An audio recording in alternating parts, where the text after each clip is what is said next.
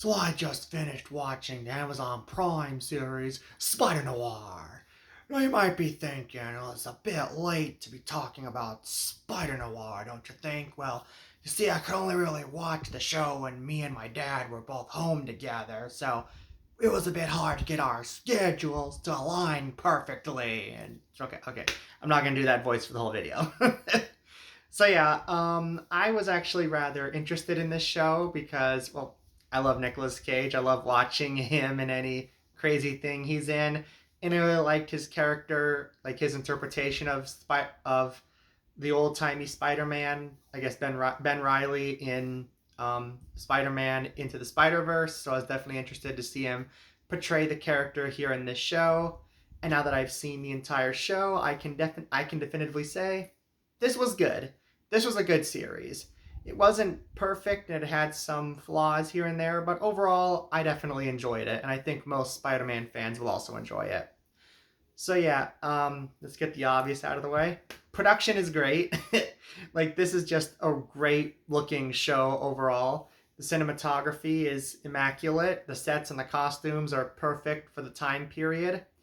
Yeah, again, big shock. I watched the show in black and white, and yeah, it looks amazing. Like, it really does look like something that not only was made back in like the 1930s, but it like really does make a lot of the production, like the cinematography and the production and all that, look a lot better. The visual effects look great. I love the way they do these characters in a more realistic way. Like, I love the way they do the Sandman. They don't make him like the huge over the top like character you see in like the Spider-Man 3 or Spider-Man No Way Home. He looks like a real person, just like you can see sand in parts of his face, which, like, yeah, was probably partly done for like production budget reasons, but like it also just looks a lot better than if it was just a guy walking around made out of sand. um yeah, the action in the show is good. Like, I love how Ben Riley fights in kind of a similar way to how he fights in the video game Spider-Man Shattered Dimensions, which how I was first introduced to this version of Spider-Man. And they work in his stealth from that game as well at multiple points in the show, which I thought was really cool. Some of the editing is a little weird. Like, there'll be these abrupt scene transitions. Like, I thought the transition in episode 2, the transition to the title sequence, I thought was kind of abrupt. And there will be these kind of distracting things at times, like when Ben Riley leaves the bar in episode 7, you hear these like sounds, and it's like, oh, Christopher Nolan took over directing. Alrighty then. The music was good. I feel like the style of music from the Spider Noir levels in Shattered Dimensions would have worked better, but and it kind of leans more into sounding kind of like just another superhero show in terms of the music, but it still sounds good. All the performances are great. Nicolas Cage has his very exaggerated accent that he had in Spider-Man Into the Spider-Verse, but it fits this world that they establish in this show very well.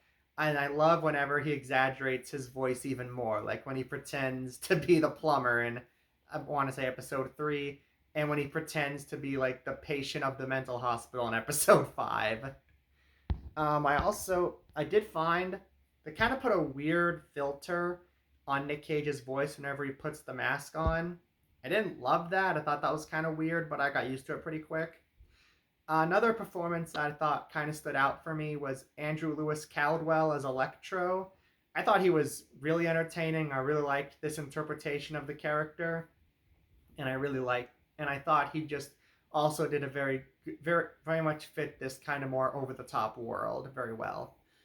Yeah, and the show is just, it's a funny, this is a surprisingly funny show. Like, going in, I kind of thought the only real funny parts would be kind of the Nick Cage's over the top performance, but no, this show does have genuinely funny moments outside of Cage's performance, and the good jokes don't just come from Ben Riley, they come from the other characters as well.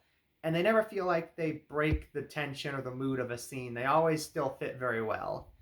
I especially, I guess I don't want to, in case you haven't seen the show, I won't say exactly what, but there is a scene involving Robbie Robertson in the last episode. I think you know what I'm talking about. It is amazing. It is easily the hardest I laughed the entire show. Some of the mystery elements do work well, and I am intrigued to see what's going on, but sometimes the mystery does feel a bit dragged out. Like they kind of take their sweet time getting to like either certain characters finding out certain things or just sort of or just sort of like give letting the audience know what's going on. I think you probably could have shortened the main mystery down, maybe had a couple more episodes, like one or two episodes that are kind of like maybe about Ben Riley doing like something else not involving the main mystery, so that way it could have felt, I don't know, just maybe not have it feel quite so dragged out. I also was not really a fan of Kat Hardy's character. Like she could have been interesting. Like she starts out kind of interesting. You're wondering what her deal is, but then like by the halfway point of the show, they just kind of turn her into a femme fatale who like flip flops between liking Ben Riley and liking the Sandman, and it's like, okay, you took that's just what's interesting about that. It's like I don't care about her because you took a character who could have been interesting and made her just kind of tropey and lame. She has some cool moments throughout the show, undoubtedly, but like she definitely drops off a bit around the halfway point of the show. Yeah, that's pretty much my overall thoughts. Like I said, it's a good show. I think Spider-Man fans will enjoy it. If you don't like Spider-Man, maybe if you like classic film noir, you might get into this. But like, if you're kind of looking at this and going, "Oh, this is really ridiculous. What are they doing? How much are they gonna milk this stupid Spider-Man thing?" Then you're not gonna like this. That's just a simple fact. Yeah, you kind of at least have to be receptive to the idea to enjoy the show, I think. And I'm gonna give Spider Noir a B. I don't know what the future of the show's gonna look like because, as far as I'm aware, they haven't made any announcements on if there will be a season two. If there is, I will be interested, and I hope they kind of don't do a whole one mystery that kind of goes throughout the season, and instead maybe do kind of these separate mysteries that kind of go on for one episode or a couple episodes. I think that could maybe be a bit more interesting. Or you could have an overarching mystery, just kind of have maybe some other things for Ben Riley to do throughout the show too. So those are my thoughts on Spider Noir. If you've seen the series, be sure to let me know what you think down in the comments below. Thank you so much for watching. Be sure to subscribe to see more reviews like this in the future. And on that note, I will see you next time. Have a great day. Cha-cha.